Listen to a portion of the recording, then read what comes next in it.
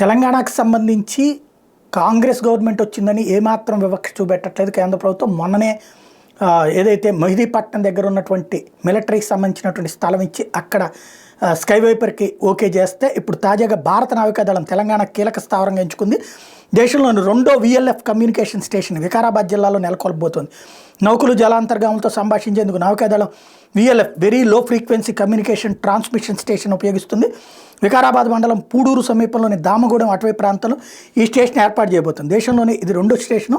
తమిళనాడులోని తిరునెల్వేలిలో ఉన్నటువంటి INS Kattabomman radar station మొట్టమొదటిది. 1990 నుంచి అది నావికాదళానికి సేవలు అందిస్తుంది.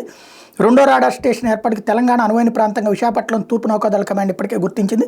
2010 నుంచి నావికాదళం రాష్ట్ర ప్రభుత్వం సంప్రదింపులు జరుపుతోంది. పర్యావరణ అనుమతులు క్లియరెన్స్లు అన్నీ వచ్చినప్పటికీ ఇంతకుముందు కేసీఆర్ ప్రభుత్వం పట్టించుకోలేదు. రేవంత్ రెడ్డికి ఆ విషయం చెప్పగానే ఓకే చేశారు. రిజర్వ్ ఫారెస్ట్ పరిధిలో ఉన్నటువంటి 1174 హెక్టార్ల అటవీ భూమిని నేవీకి అప్పగించారు. 2014లోని కేంద్ర అటవీ పర్యావరణ శాఖ నేవీ ప్రతిపాదనకు ఆమోదం తెలిపింది.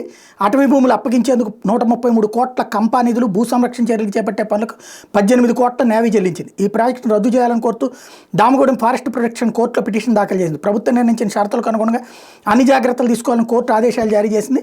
ప్రతిపాదించిన అటవీ ప్రాంతంలో గుడి కూడా ఉంది. దీనికి ఇబ్బంది తలెత్తకుండా చూడటం, ఇతరులను అనుమతించేందుకు లేదంటూ నేవీ అంగీకరించింది. ఇక నేవీ స్టేషన్తో పాటు ఏర్పడే టౌన్షిప్లో స్కూళ్ళు, హాస్పిటళ్ళు, బ్యాంకులు, మార్కెట్లు కూడా ఉంటాయి.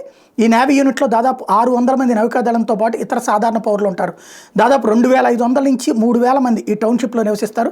విస్తృతంగా మొక్కలు నాటి పెంచడం ద్వారా ఈ ప్రాంతంలో జీవ వైవిధ్యం, పర్యావరణ సమతుల్యతను కాపాడేందుకు తగిన చర్యలు చేపడతామని ప్రకటించారు. ఈ ప్రాజెక్టులో భాగంగానే దామగుండం రిజర్వ్ ఫారెస్ట్ చుట్టూ దాదాపు 27 కిలోమీటర్ల రోడ్డు కూడా నిర్మించబోతున్నారు. 2027లో ఈ కొత్త VLF సెంటర్ పూర్తి కాబోతోంది.